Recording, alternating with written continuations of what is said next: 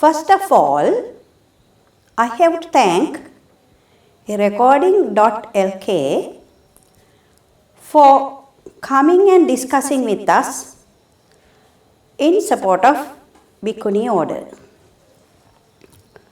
When we talk about Bhikkhuni order, we have to talk about Mahaprajapati Gautami, the Buddha's stepmother, who was the first Bhikkhuni in the world.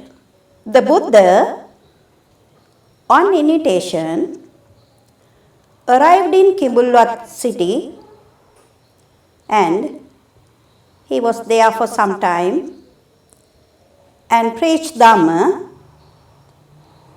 and Prajapati Gautami attained Sotapanna. After attaining Sotapanna, Prajapati Gautami went up to the Buddha and asked for the Bhikkhunihood, but the Buddha refused. 3 times Prajapati Gautami requested to establish Bhikkhuni order in Gautama Buddha Sasana, but it was a failure.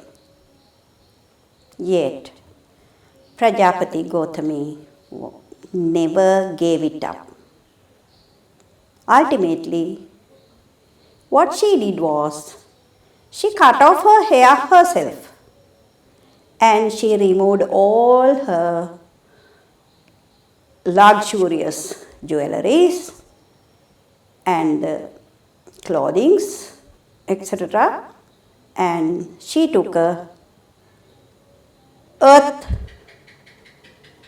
ball for Pindapata and she started walking towards Vesali or Visala to meet the Buddha.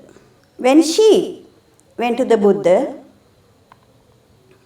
she didn't go inside the temple, but it was Anandathero who helped her to go through this procedure, and later on the Buddha agreed to establish the Bhikkhuni order. This is how our Bhikkhuni order started in this Gautama Sasana. Now, I am going to take you to the recent past history of Sanghamitta's arrival. Sanghamitta Theri was the sister of Mahinda Thero, who came to Sri Lanka to deliver a sermon to the King Devanampiyatissa, where he became a Buddhist. When the king became Buddhist, he invited the Mahinda Thero to the palace, and Mahinda Thero delivered Dhamma in the palace. Queen Anula, the wife of Mahanaga prince, who is the brother of King Devanampiyatissa, listened to the Dhamma and she attained Sotapanna. Second day also, she listened to the Dhamma and she attained the next step, which is Sakadagami. Now she is a Buddhist laywoman. She requested the king that she wanted to become a Bhikkhuni in the order.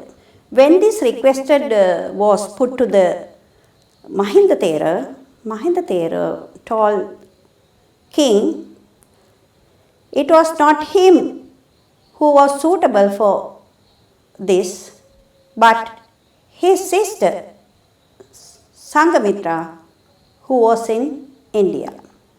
So the king sent some messengers to meet Emperor Ashoka, asking him to send his loving daughter Sanghamitta to Sri Lanka to establish Bhikkhuni order. So this is how our Theri Sanghamitta arrived in Sri Lanka. And Arahatteri Sangamitta didn't come empty-handed. When she came to Sri Lanka, she brought a sapling of Srema Bodhi too. After that, Sri Lankans as a country were proud enough to have a sapling of the Bodhi, Srema Bodhi, in Sri Lanka. It is one of the favorite place of Buddhists all over the world.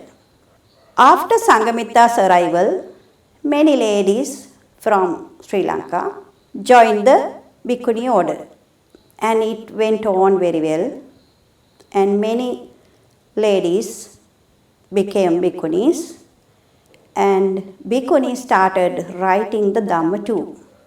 They taught Abhidhamma and Sutta and Vinaya. And the first book written in Sri Lanka was Deepavansa, and it was written by Bhikkhunis. So, Bhikkhunis have a proud history in Sri Lanka. But after some time, Bhikkhuni order was no more there. With the arrival of Cholas and the invasion of Cholas, Buddhism was disappeared in Sri Lanka. But Bhikkhuni Devasara went to China with her 10 students, and there they established Bhikkhuni Upasampada in China. So, Theravada Bhikkhuni order went to China, and it is still there as Theravada Bhikkhuni order. And after some time, after about 1000 years, because Sri Lankan were very inquisitive about Bhikkhuni order, some of our senior bhikkhus and bhikkhunis brought again Bhikkhuni Upasampada through Taiwan from China. So, the Bhikkhuni order went to China from Sri Lanka and then came back to Sri Lanka in 1998. Now, we have Bhikkhunis, that means Upasampada Bhikkhunis. Now, 22 years back we brought Upasampada to Sri Lanka, and we have about 4,000 Bhikkhunis in Sri Lanka. Yet, Bhikkhunis are not accepted by the government in Sri Lanka. Bhikkhunis in Sri Lanka are not reluctant, but they are going through all the hardships, and they deliver some great service to the country. Bhikkhunis have started many Mehini Pirivanas to teach Sri Lankan Samaneris, to give them Dhamma education. And here in this place, we have started English Dhamma Academy for Samaneris, and we are training them in English medium to preach Dhamma. Our aim is to send them to foreign countries and preach Dhamma or teach Dhamma in foreign countries everywhere in the world. So, we hope as Arahatteri Sangamitta brought Dhamma to Sri Lanka, and we were taught Dhamma by her, and now, today, at present, we Bhikkhunis in Sri Lanka are going to spread Dhamma through English medium worldwide. This is not a small or easy task. It's a very hard work. But we try hard. We have got together as a team, and several Bhikkhunis and also educated ladies in Sri Lanka have joined together to work on this project to make it success. So we hope one day our Samaneris, when they grow up as Bhikkhunis, to go to other countries and preach Buddhism everywhere, and thereby we will be rendering a great service to the whole world. So this is our aim, and we all have been together at this work, and we wish we will be successful without fail, and we will be able to deliver a great service through this means.